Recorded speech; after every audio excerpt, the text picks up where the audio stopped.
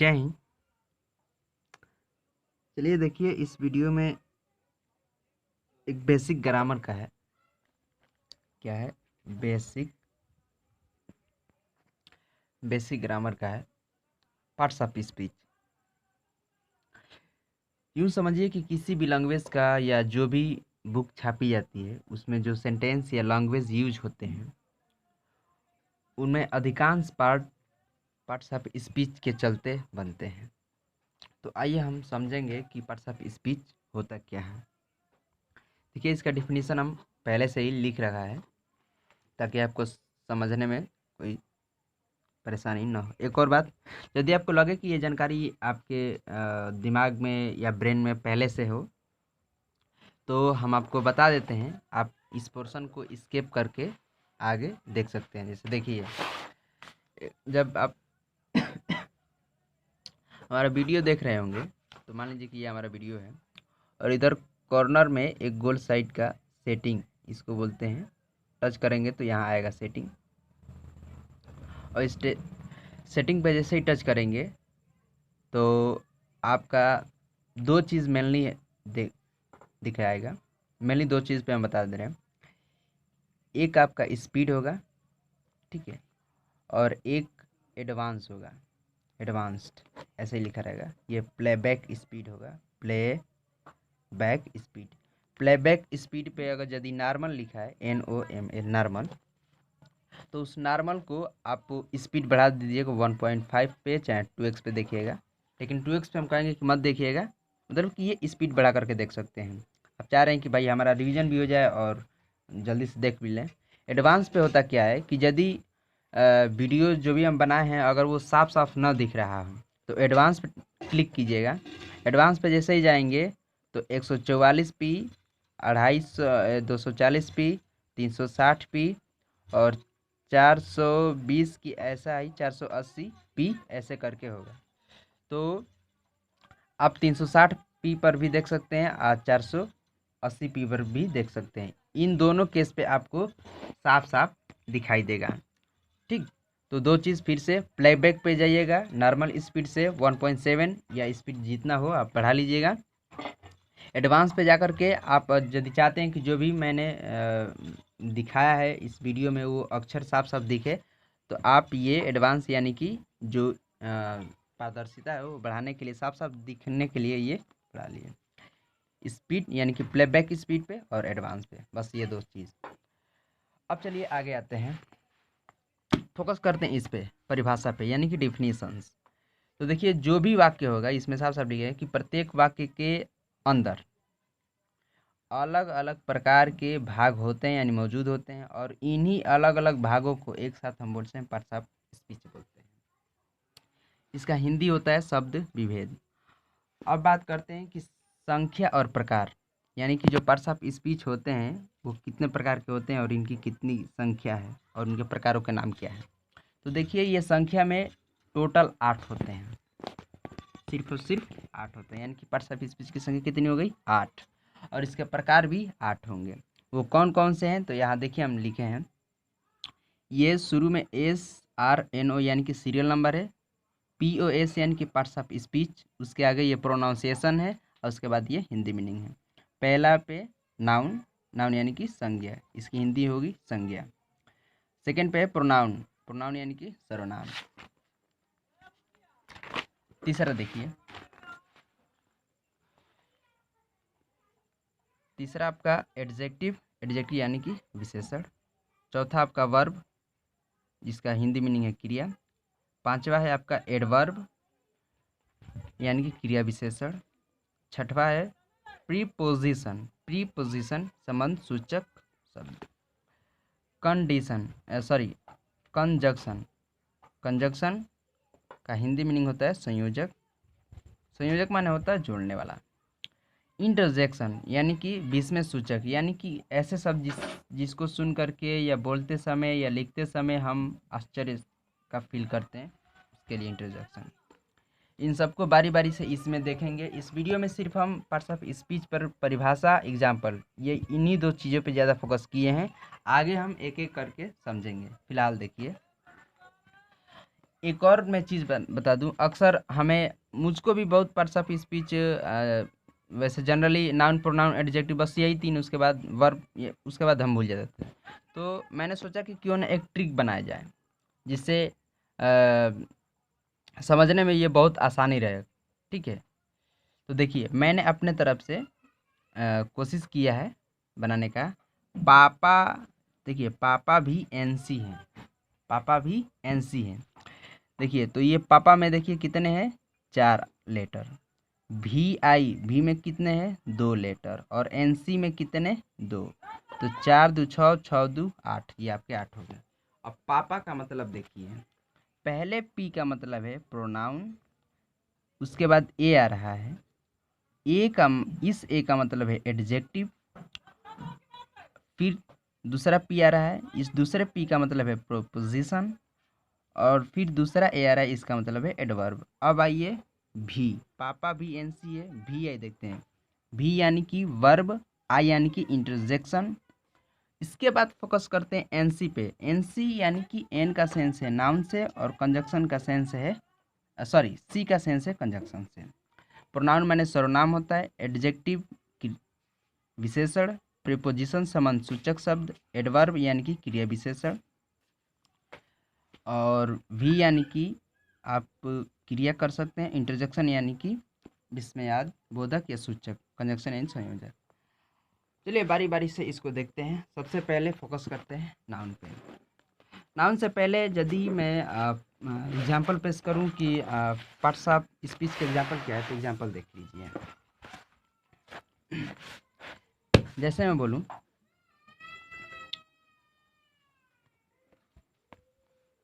कि Ram reads a book, Ram reads a book. इसमें देखिए ये जो राम वर्ड है ना,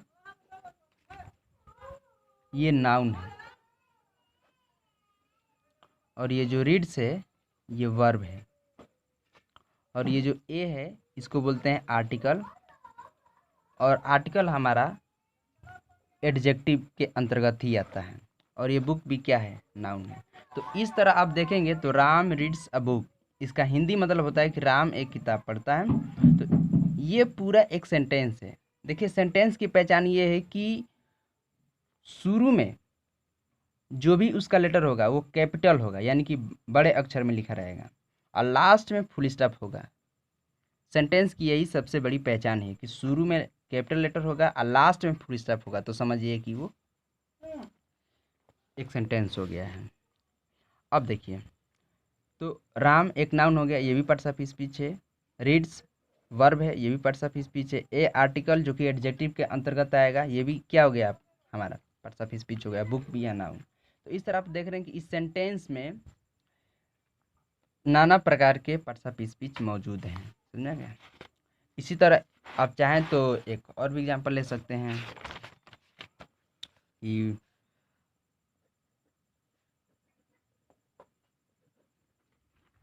जैसे ही said to me comma neutral comma you are a boy. खैर ये तो ज़्यादा एडवांस मतलब बहुत आगे मैंने बोल दिया।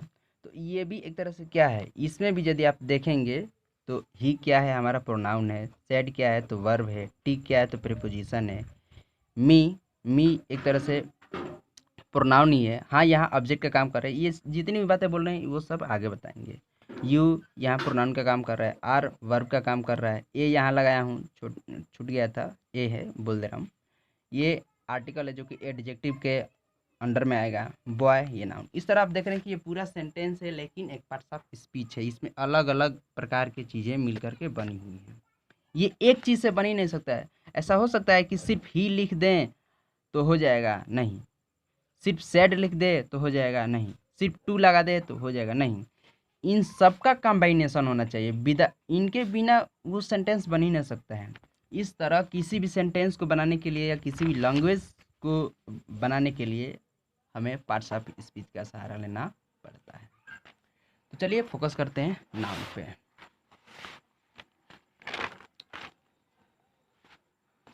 देखिए ये है नाउन। हम पहले बताएं कि इस वीडियो में हम सिर्फ डिफिनेशन और एग्जाम्पल पे फोकस करेंगे। बाकी अगले वीडियो में हम डिटेल फोकस करेंगे 8 पार्ट्स ऑफ स्पीच के। देखिए POS फर्स्ट यानी कि पार्ट्स ऑफ स्पीच पहला क्या है, नाउन। नाउन मतलब संज्ञा। देखिए पहला डिफिनेशन है नेमिंग इज नाउन, बस हो गया। नाम ही क्या है, संज्ञा है, संज्ञा ही नाम है। सेकंड, यदि आप चाहते हैं कि भाई इससे आपका काम चल जाएगा, नेमिंग इज नाउन, ये बिल्कुल काम चल जाएगा, नाम ही संज्ञा है बस। अगर आप चाहते हैं कि थोड़ा आपका नॉलेज ठीक ठाक रहे तो आप थोड़ा इसको एक्सप्रेस मतलब कि थोड़ा इंक्रीज बढ़ा करके बोलिए कि the name of anything person place और कंडीशन इज कॉल्ड नाउन। कुल मिलकर सुनिए, नेम माने नाम, ऑफ माने के, एनी माने कोई, थिंग माने वस्तु, पर्सन माने व्यक्ति, प्लेस माने जगह या स्थान, और माने अथवा, कंडीशन माने स्थिति या दशा या अवस्था, इज काल इज, ठीक है, इज कॉल्ड माने कहलाता है, नाउन माने संज्ञा। देखिए इस तरह एनी माने किसी वस्तु, थिंग माने वस्तु, किसी वस्तु, फिर कामा लगाया है, पर्सन यानी कि व्यक्ति, किसी वस्तु, किसी पर्सन यानी किसी वस्तु व्यक्ति, फिर कामा लगाया है, प्लेस माने जगह, आर माने या आर, ओ आर माने होता है या अथवा, यहाँ ध्यान दीजिए, ओ आर इसका मतलब होता है या चाहे अथवा। हाँ एक और ध्यान दीजिए, अक्सर हम लोग गलती कर बैठते हैं, ये आर, इन दोनों का प्रोनाउंसिएशन सेम है आर, लेकिन इस आर का मतलब होता है या हैं। चलिए, कंडीशन माने स्थिति या दशा, इस कॉल्ड नाउन कहलाता है संज्ञा। तो इस तरह हमारा परिभाषा हो कि किसी वस्तु व्यक्ति जगह या स्थिति ऑफ माने के नाम को संज्ञा कहते हैं, या किसी वस्तु व्यक्ति जगह या स्थिति का नाम संज्ञा कहलाता है। थर्ड हमारा है, आप ऐसे भी कर सकते हैं कि noun is the name of a person place thing quality और कंडीशन इज कॉल्ड नाउन। ये भी है। हिंदी मैंने इसके साफ साफ लिख दिया है कि किसी भी वस्तु जगह गुण आदि के नाम को हम संज्ञा कहते हैं। अब चलिए फोकस करते हैं, ये जैसे वस्तु के नाम, वस्तु में जैसे pen, copy, mobile, ink etcetera. It's, देखिए यहीं पे एक और भी बात क्लियर कर दूं, हम लोग अक्सर बोलते हैं इट्सेट्रा, ये ETC इट्सेट्रा इट्सेट्रा का मतलब होता है आदि, ठीक, इतना ध्यान रखिएगा। ETC यदि लिखा है तो आदि यानी कि और भी है। अब भैया तो ये वस्तु का नाम जैसे pen, copy, book, ink, mobile, duster, eraser, ठीक, जिन चीज़ों को आप छू सकते हैं वो सारी आपकी चीज़ें हो जाएंगी, ठीक है। जो खा भी सकते हैं वो भी आपकी थिंग में आ जाएगी। अब आता है नेम ऑफ पर्सन यानी कि व्यक्ति के नाम। तो व्यक्ति के नाम में आशीष, आदर्श, अंकित, आनंद, ठीक है, इस तरह ये सब आपके नाम हो जाएंगे, ये भी नाउन में आ जाएंगे। अब देखिए नेम ऑफ प्लेस, प्लेस में आपका गांव का नाम, गांव भी आ सकता है, सिटी शहर आ सकता है, टाउन स्टेट, स्टेट माने राज्य, टूर किसी टूर पे आप गए हैं घूमने के लिए, भ्रमण के लिए, डिस्ट्रिक्ट यानी कि जिला, स्टेट राज्य, कंट्री यानी कि देश। तो विलेज किसी भी गांव का नाम, मान लीजिए कि कोई भी नाम हो, सुल्तानपुर, कुमिया वगैरह वगैरह, भराखड़ा, सुपुरा, ये सब आप कर सकते हैं।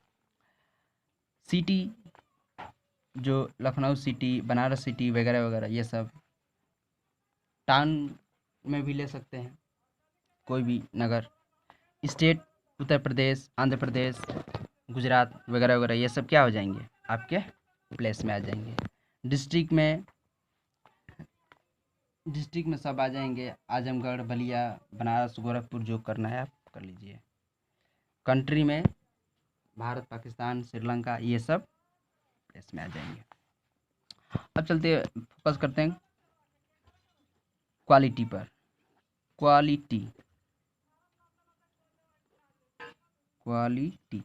क्वालिटी में होता क्या है कि इंसान की जो आदत होती है, जो अच्छाई का बुराई का, वो सब इसमें आ जाता है। उम्र भी इसमें आ जाती है। देखिए इसमें कौन कौन आएगा, तो ऑनेस्टी ईमानदारी ये इंसान का गुण है। डिसऑनेस्टी ये भी अवगुण है, और ये है lawyer.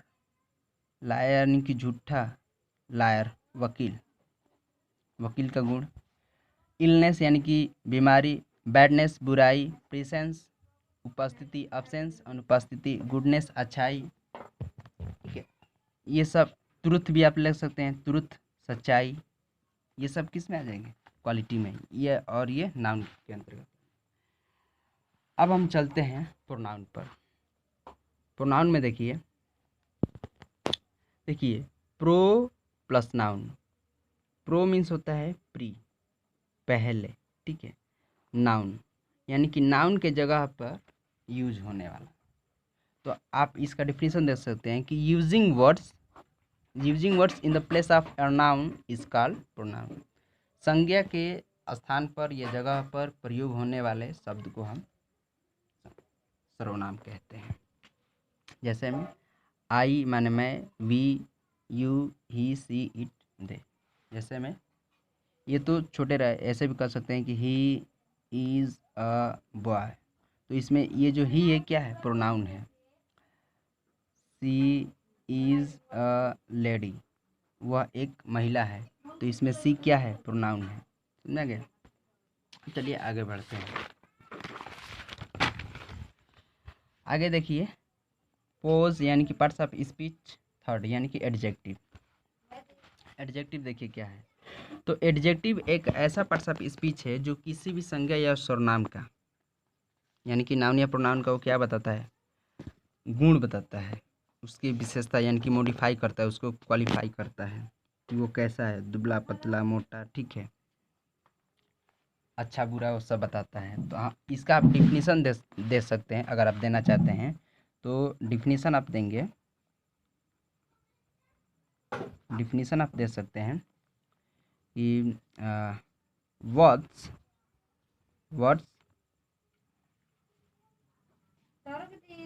Qualifying of a noun or pronoun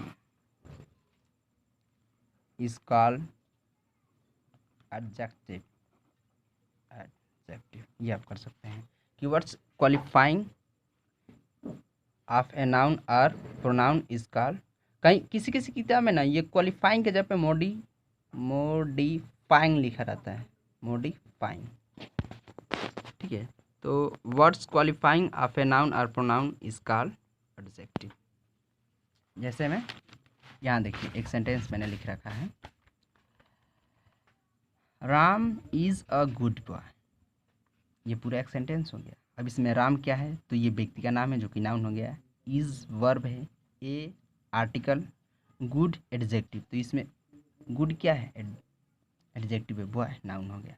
Ram एक अच्छा लड़का है। अच्छा, तो देखिए इसमें अच्छा क्या है?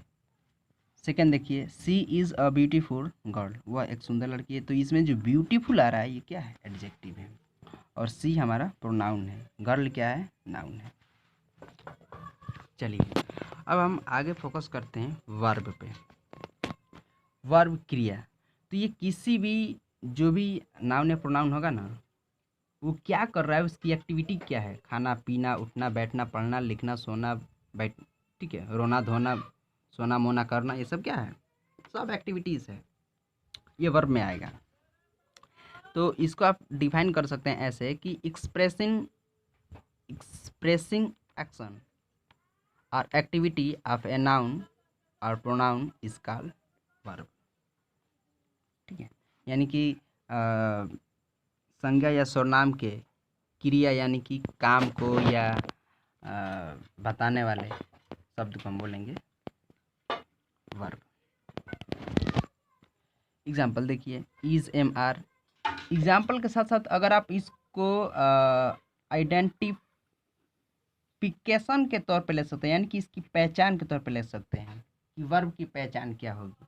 तो वर्ब की पहचान होगी इज एम आर। ठीक है, should, shall, will, would, has, have, had, do, does, go, come, here, eat, read, listen, write वगैरह। इसकी यही पहचान है। इसकी एक और ज़बरदस्त पहचान है कि ये हमेशा नाउन या प्रोनाउन के बाद रखा जाएगा। चलिए अब फोकस जैसे यहाँ देख लीजिए, एक और मैंने मेंशन किया नीचे, राम रीड्स ए बुक, तो इसमें जो रीड्स है ना ये वर्ब है। अंकित वॉक्स ऑन द रोड, तो इसमें वॉक्स जो है वर्ब है। एक और बात जान लीजिए, बात आती है कि ये तो आइडेंटिफिकेशन हो गया कि इज एम आर ये सब आएगा तो वर्ब होगा। दूसरा का चीज़ ये है कि सवाल कीजिए कि वो क्या करता है। जैसे Ram reads a book, Ram एक किताब, राम क्या करता है। मान लीजिए ये राम रीड्स ए बुक आ गया, राम रीड्स ए बुक, और मैं सवाल ये करूं कि राम क्या करता है, तो राम पढ़ता है। राम क्या करता है, राम पढ़ता है, तो जो आंसर मिला वो वर्ब हो जाए, राम रीड्स। चलिए आगे बढ़ते हैं, वीडियो कहीं लंबा ना हो जाए।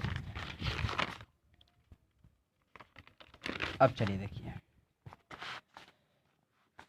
पांचवा है पार्ट्स ऑफ स्पीच एडवर्ब, क्रिया विशेषण। ध्यान दीजिए, जो एडजेक्टिव था, जो हमारा एडजेक्टिव था, तो एडजेक्टिव सिर्फ नाउन प्लस प्रोनाउन, जो एडजेक्टिव हमारा होगा वो सिर्फ नाउन और प्रोनाउन, इन्हीं दो लोगों की जो विशेषता बतानी होगी, अच्छा बुरा सुंदर बदसूरत, ठीक है, इन्हीं दो बारे के बताएगा कौन, एडजेक्टिव। लेकिन ठीक यहाँ फोकस कीजिए, एडवर्ब जो होगा ना, नाउन और प्रोनाउन को छोड़ करके प्लस इंटरजेक्शन को छोड़ करके, इन तीन चीज़ों को छोड़ करके जो एडवर्ब होता है, बाकी सबका वो क्या करेगा, फीचर बताएगा, मतलब क्वालिटी बताएगा। स्पेशली तो ये बताएगा वर्ब को, लेकिन वर्ब के साथ साथ अन्य भी पार्ट्स ऑफ स्पीच को बताएगा, सिवाय किसके, तो नाउन, N1 नाउन, प्रोनाउन और इंटरजेक्शन को छोड़ करके। चलिए, तो आप इसका डेफिनेशन ऐसे देख सकते हैं कि वर्ड्स एक्सप्रेसिंग मॉडिफाइंग, यहाँ मॉडिफाई ING छूट गया, मॉडिफाइंग या सॉरी, ठीक है, वर्ड्स एक्सप्रेसिंग क्वालिफाई या modify of a verb and other parts of speech except noun pronoun interjection. रुकिए एक बार साफ साफ यहाँ लिख देते हैं, आप लिख सकते हैं इसका definition, words expressing the modify of verb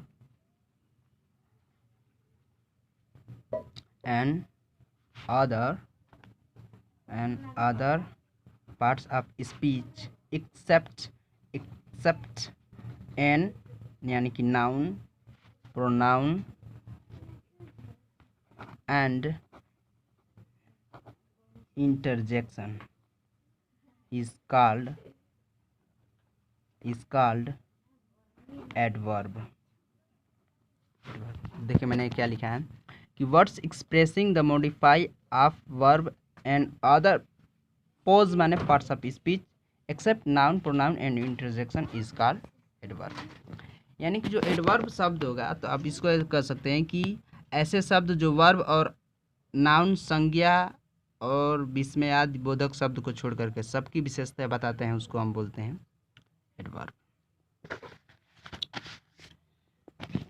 जैसे में देखिए, ही रन्स फास्ट, तो ही क्या हो गया, ही क्या है, प्रोनाउन है, रन्स माने दौड़ता है, फास्ट माने, ही रन्स वो दौड़ता है, फास्ट किसके लिए आया है, ही के लिए या रन के लिए, तो दौड़ता है, तेज दौड़ता है, वह तेज ऐसा नहीं है, तेज दौड़ता है, यानी कि जो फास्ट शब्द है वो सीधे रन्स के लिए आया है, न कि ही के लिए। ही रन्स फास्ट, तो ये जो रन्स जो कि वर्ब है, इस वर्ब की विशेषता कौन बता रहा है, फास्ट शब्द बता रहा है, तो ये जो फास्ट शब्द है ना ये एडवर्ब है। सेकेंड फोकस करते हैं, सी वॉक्स स्लोली, वह टहलती है, स्लोली माने धीरे धीरे। तो अब क्या लगता है आपको, ये स्लोली सी के लिए आया है? नहीं, ये स्लोली वॉक्स के लिए आया है। वह टहलती है, वॉक्स तो इसके बारे में बता रहा है कि वो क्या कर रही है, लेकिन वॉक्स के बारे में कौन बता रहा है? स्लोली। तो वॉक्स धीरे धीरे टहलती है, तो ये स्लोली क्या हो गया? एडवर्ब हो गया। I speak loudly, I speak loudly. तो स्पीक माने मैं बोलता हूँ, इस लाउडली माने जोर जोर से, मैं जोर जोर से बोलता हूँ जोर जोर से। यहीं पे नीचे ही स्पीक जेंटली, वो धीरे धीरे बोलता है। GENTLY, थोड़ा सा गया। अब चलिए फोकस करते हैं, ये हमारा कौन सा रहा? 5वां। अब देखिए 6वां, प्रीपोजिशन, संबंध सूचक। संबंध सूचक का मतलब ये हुआ कि ये करेगा क्या कि ये दो नाउन चाहे प्रोनाउन या अदर पार्ट्स ऑफ स्पीच के बीच में मौजूद होगा। डिफिनीशन देख लीजिए, यूजिंग वर्ड्स बिफोर नाउन और pronoun to show the relation. आर यहाँ ये कंबाइनेशन थोड़ा धुधुरोशन हो जाएगा, मतलब कि यहाँ देख लीजिए कंबाइनेशन इज कॉल्ड प्रीपोजिशन। जैसे में देखिए राम गोज टू आगरा, तो देखिए आगरा टू, राम आगरा जाता है, तो राम जहाँ से जा रहा है उस स्थान और जहाँ जा रहा है इन दोनों के बीच ये जो गो टू आया है वो जोड़ रहा है। कहाँ जा रहा है? आगरा, ये जोड़ रहा है। आई गो बाई बस, मैं किससे जा रहा हूँ? तो बस से जा रहा हूँ, तो ये जो बाई है ये भी प्रीपोजिशन है। I said to my father, मैंने अपने पिता से कुछ कहा, ठीक है। I said to my father, मैं अपने पिता से कहा, तो ये टू भी क्या हो गया? प्रीपोजिशन। यह देखिए Raman reads with the help of spectacles, spectacles, spectacles, यानी कि ये जो चश्मा होता है, स्पेक्टल्स। अमन चश्मे की मदद से विथ पढ़ता है। इस तरह अगर आप प्रीपोजिशन का देखना चाहेंगे तो इसमें और भी आ जाते हैं, जैसे आन आ जाएगा, इन आ जाएगा, इनटू आ जाएगा, ठीक है, बाई आ जाएगा, विथ आ जाएगा, ऑफ आ जाएगा, अपान आ जाएगा, और भी इसमें बहुत चीज़ आ जाएंगे, ठीक है, ओवर आ जाएगा, ठीक है, ये सब सारी चीज़ें आ जाएंगी। अब चलिए अब देखते हैं हम लोग कंजंक्शन। कंजंक्शन का मतलब होता है संयोजक। क्या होता है? संयोजक। इसका डिफिनीशन क्या है? ये देखिए इसका डिफिनीशन, ये जो काम करता है ये दो सेंटेंस को जोड़ने का काम करता है, ये दो सेंटेंस को जोड़ने का काम करता है। तो आप इसका डिफिनीशन लिख सकते हैं कि वर्ड्स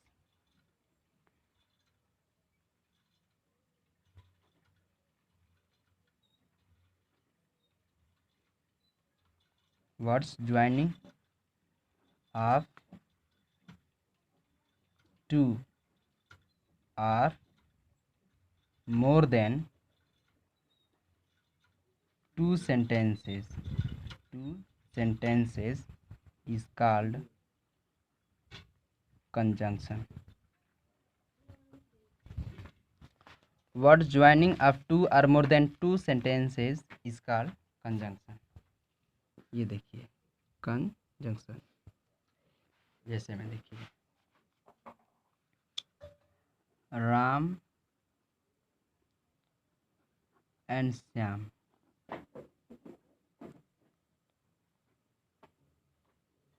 आर ब्रदर्स, ये हो गया। राम और श्याम क्या है? ब्रदर। तो ये जो एंड आ रहा है यही क्या है? कंजंक्शन है।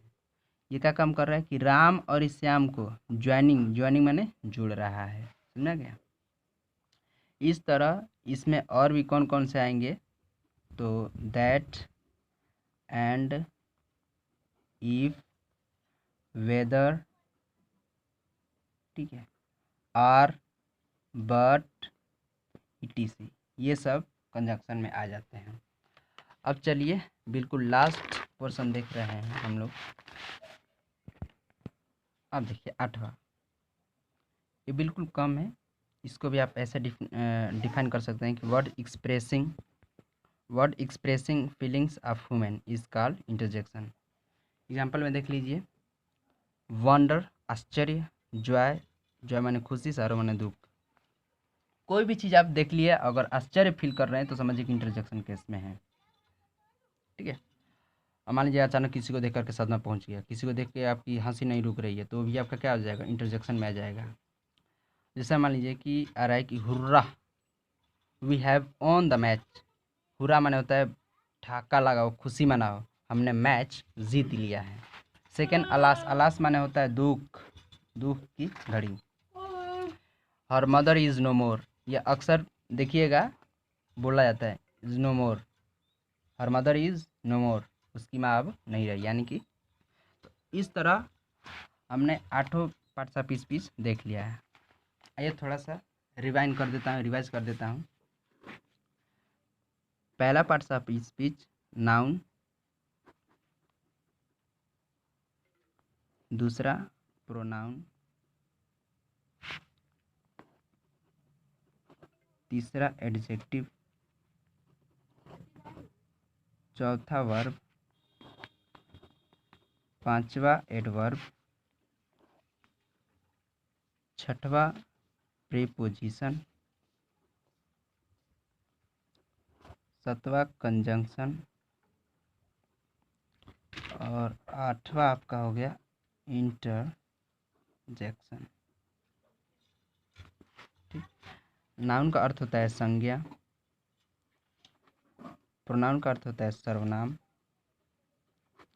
और ये एडजेक्टिव विशेषण,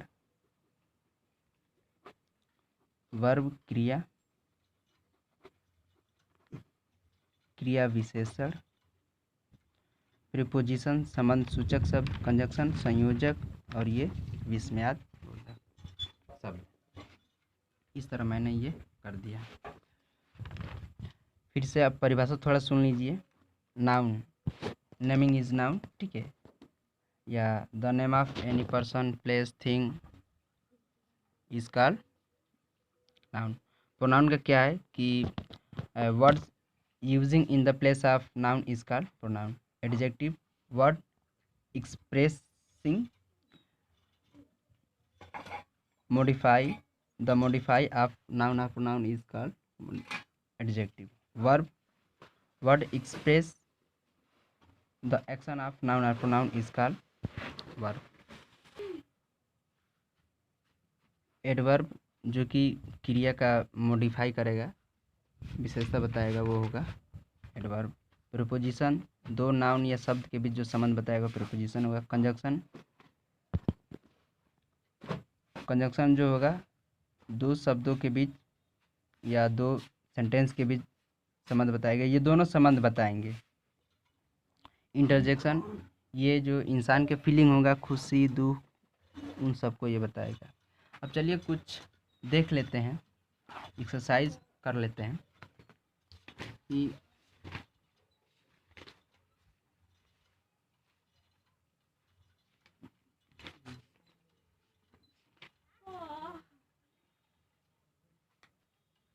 चलिए देखिए कुछ मेरे पास सेंटेंस है, यहाँ लिख रहा है कि एक्सरसाइजेस फॉर प्रैक्टिस। अब इसमें लिख रहा है कि name the parts of speech each word in the following sentences.